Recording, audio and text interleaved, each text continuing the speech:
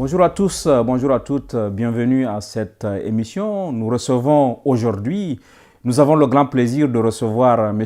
Nimi Madengou, ancien ministre du président Pascal Lissouva, vice-président du Congrès africain pour le progrès et cofondateur du Club d'initiative démocratique et sociale, CIDES, qui vient d'être créé il y a une dizaine de jours seulement par des principaux membres du CAP. Merci de nous recevoir, Monsieur le ministre Nimi Madengou, qui est un observateur averti de la vie politique congolaise. Nous allons faire le tour de cette actualité congolaise avec lui. Monsieur le ministre, on assiste depuis quelques jours à une montée de tensions en République du Congo. L'ancien chef d'état-major de l'armée congolaise, le général Jean-Marie Michel Mokoko, a été arrêté ce matin. Est-ce qu'on a aujourd'hui des raisons d'être inquiet de la situation préélectorale au Congo? Merci Elhadj Abba Sédik.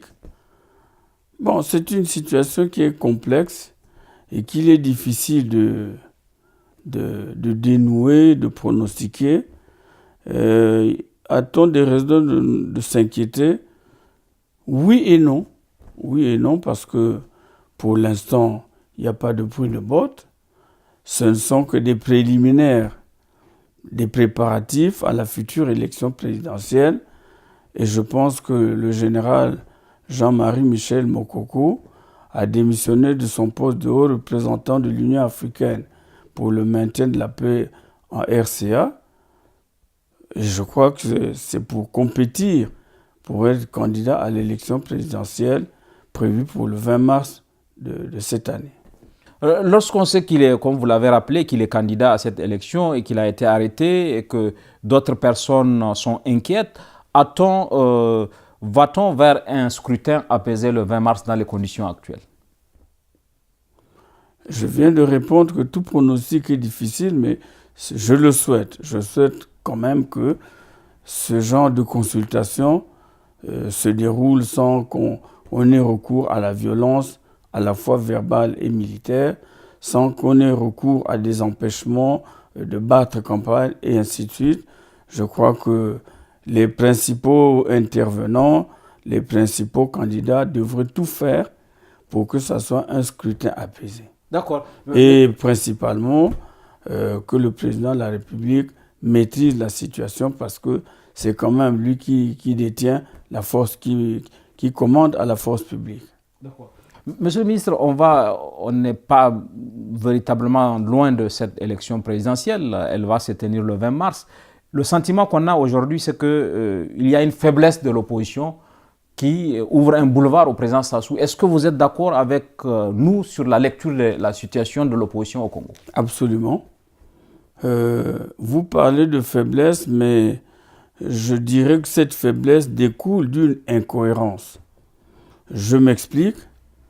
Lorsqu'il s'est agi, il y a quelques mois de cela, de changer de constitution par le président de la République, l'opposition et beaucoup d'observateurs ont dit que ce n'était pas à lui de faire comme ça, même si cette constitution, celle de 2002, est reconnue comme ayant un certain nombre de faiblesses, ça pouvait attendre et que le président Denis Sassou Nguesso aurait dû arriver au terme de son mandat et puis la suite, on verrait. Bon, mais lui, il a décidé de faire autrement, ce qui a provoqué une levée de bouclier de la part de l'opposition qui a contesté le principe même du référendum, tout en sachant que la Constitution n'était pas, disons qu'elle n'était pas parfaite, même si rien n'est parfait hein, dans toute œuvre humaine, mais en tout état de cause, l'opposition s'est opposée au fait même et au principe d'aller à un référendum demandé par le président actuel alors il lui restait un an pour aller au terme de son mandat. Et une fois ceci contesté, et c'est là que je remercie un certain nombre de partis membres du collectif des partis de l'opposition, notamment le Congrès africain pour le progrès, l'UDR Mouinda, et l'UPRN, je crois aussi, qui avait dit qu'on n'irait pas compétir dans une règle que nous avons nous-mêmes contestée. Mais malheureusement, parmi tous ceux qui ont contesté cette règle, il y en a beaucoup, il y a beaucoup de partis, en tout cas les candidats qui en proviennent, on les connaît. Beaucoup de candidats sont allés dans une règle qu'ils contestent sur un terrain préparé par le président lui-même. Ils se sont engouffrés dans cette nouvelle constitution. Première conséquence, c'est une validation de cette constitution. Deuxième chose, et c'est ça l'incohérence, c'est qu'ils ont demandé un certain nombre d'aménagements immédiatement en ce qui concerne la bonne gouvernance électorale et plus précisément la bonne organisation du scrutin pour qu'il soit libre, transparent et incontestable.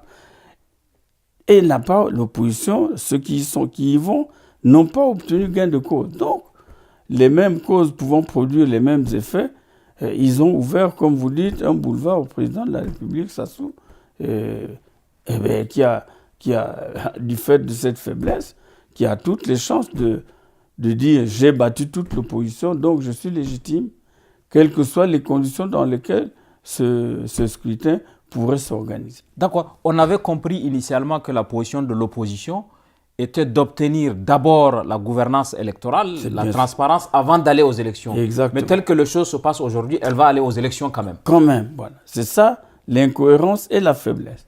L'incohérence qui entraîne l'affaiblissement. Mais c'est d'autant plus criard que j'avais attiré l'attention au sein du parti quand on fait les analyses. Je dis, cette arrivée massive des gens qui étaient au PCT ou proches du PCT et qui subitement sont venus investir l'opposition classique, celle qui a lutté jusque-là, jusqu'à maintenant, et il fallait s'en méfier parce que ça allait provoquer une espèce de dilution du message de chacune des partis, en tout cas chacun des partis de l'opposition traditionnelle. Ça allait brouiller la compréhension, brouiller les pistes. Et ça se voit, puisqu'aujourd'hui, l'un des candidats, pour ne parler que du FOCAD, l'un des candidats qui va compétir, Pascal Satima Biala, est aujourd'hui membre du FOCAD. Donc le FOCAD, de ce point de vue, ne peut plus parler d'une seule et même voix. Il va rester quoi? Les partis classiques qui, eux, ils sont restés cohérents, ils sont restés sur leur position. Bon. Alors. Comment vous expliquez cette situation? Est-ce que c'est une absence de stratégie ou une absence de leadership ou les deux en même temps? C'est la recherche du leadership. C'est pas une absence de leadership. C'est chacun qui pense qu'il peut être leader et c'est en allant compétir à l'élection suprême qu'ils s'imaginent qu'ils seront faits leaders de l'opposition. Autrement dit, je crains que ces candidatures n'aient pour objet que de devenir le principal leader de l'opposition plutôt que ce soit dans le but de gagner l'élection. Et de ce point de vue, l'opposition actuelle affiche toutes ses faiblesses. Je ne veux pas conclure, mais il va falloir réfléchir. Et c'est l'objet d'ailleurs de la création du CIDES sur les nouvelles stratégies après ce qui va sortir des urnes compte tenu de tout ce brouillard-là, toute cette embrouille qu'on a enregistré ça et là. L'opposition est donc à refonder et c'est certainement ça un des problèmes clés auxquels devrait s'attaquer à travers le Cap, bien sûr, mais tous les autres pays et tous les autres partis, pour refonder l'opposition à partir des réflexions qui vont venir soit des partis politiques, mais surtout des clubs de réflexion créés justement pour les besoins de la cause. On a vu que l'opposition est structurée autour du FROCAD, autour de l'IDC, etc. Est-ce que le mieux n'aurait pas été d'avoir justement une entité commune de l'opposition qui aurait été plus efficace que cet éparpillement? Ils ont fait autrement, ils ont opéré différemment. On constate les dégâts. D'accord. Très bien. Vous avez déjà parlé de l'avenir. Aujourd'hui, on a l'impression que l'opposition n'a aucun moyen d'empêcher le président Sassou d'organiser le scrutin du 20 mars et éventuellement de le gagner. Comment voyez-vous la solution de sortie à la crise aujourd'hui? Première chose, il faut qu'on prenne du recul.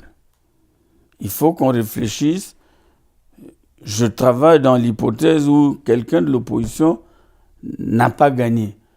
Bah, si de l'opposition gagne, évidemment, tout ceci tombe en désuétude. Tel que ça se présente. Mais tel que ça se présente, si c'est le président qui est reconduit, il faut repenser l'opposition en elle-même dans ses stratégies, non pas toujours de guerre frontale, de concitation systématique, mais de propositions qui peuvent éventuellement aider à décrisper, à détendre l'atmosphère et à renouer d'autres contacts plus sereins, d'autres, dialogues. Une autre forme de dialogue qui va sortir, dont le contenu sera inspiré par les résultats du scrutin. Parce qu'on ne peut pas rester indéfiniment dans l'opposition et dans la guerre frontale, et ça ne conduit nulle part, d'autant plus que il y a des ouvertures qui sont proposées dans cette constitution. On va mettre le président Sassou devant ses responsabilités, qu'au moins une fois qu'il aura gagné, qu'il applique à la lettre tout le contenu de la Constitution, à savoir un leader de l'opposition, mais surtout une place de l'opposition en général, un dialogue permanent avec l'opposition pour reconstruire ce pays, enfin pour continuer à le construire, parce que nous nous trouvons aussi du point de vue conjoncturel dans une situation économique et sociale très difficile, avec l'effondrement du prix du baril, où tous les budgets sont mis à mal, où tous les projets d'investissement vont être difficiles à reconduire tels quels, et aussi les revendications sociales vont rebondir parce qu'il va falloir serrer la ceinture. Et je crois que le président Sassou serait bien inspiré de ne pas ridiculiser ni tuer l'opposition, mais d'être à l'écoute de ce qui peut arriver de la part de celle-ci en termes de propositions constructives. Que peut être l'apport des amis du Congo dans cette situation, notamment la France, dont on sait qu'elle a un lien privilégié et dont on a vu la réaction au moment où le président Sassou s'est présenté et les commentaires qui ont suivi? Les amis du Congo, il n'y a pas beaucoup, moi, à mon avis. La France, comme les autres pays... La communauté internationale, c'est quoi? Oui, bien sûr, mais je parle de la France, comme vous l'avez demandé, ont surtout des intérêts. Tout ce qui peut ne pas menacer leurs intérêts, ils l'acceptent. Et dans l'incertitude actuelle de la position française, puisque quand le président Hollande est arrivé, beaucoup de gens avaient espéré que ce serait vraiment la rigueur, la réalisation de ses promesses électorales, tout en sachant que c'est dans une démarche diplomatique que ça s'obtient, mais qu'il serait un petit peu plus, il serait inflexible, comme il l'a annoncé, mais ces derniers temps, que ce soit les crises au niveau du Burundi, au niveau d'autres pays africains, et pourquoi pas au Congo, il y a comme une réelle politique. On sent la déception dans votre propos. Une réelle politique qui prévaut par rapport aux promesses électorales et en tout cas tout ce qui avait été considéré comme allant dans le bon sens. Une déception, moi je ne suis pas le Congo, je ne suis pas le Congo, mais il y a eu quand même il y a eu des espoirs qui sont aujourd'hui déçus de la part de beaucoup d'observateurs. Est-ce que dans le temps qui nous sépare de la présidentielle au Congo, l'opposition a encore une chance de se ressaisir et de se réorganiser pour vous? Je souhaite, mais comment ils vont faire? Il faudrait déjà éviter la dilution, c'est-à-dire la dispersion des voix. Mais qu'est-ce que nous constatons? Au moment où je quittais le Congo, puisque j'en viens, il y avait déjà 12 candidatures. Peut-être qu'il y en a davantage aujourd'hui. Donc plusieurs du FROCAD. Donc, il y a eu une dispersion des voix. La somme des voix dispersées, quand on les consolide, on ne les additionne pas, puisque ça se reporte chaque candidat. Mais la somme des résultats partiels que le président sortant va avoir, ça s'additionne sur lui, sur son nom, pour faire une majorité même dès le premier tour. C'est ça, justement, l'incohérence et le manque de stratégie de l'opposition aujourd'hui. C'est de ne pas faire suffisamment de mathématiques et d'extrapolation arithmétique pour savoir quelle position adopter.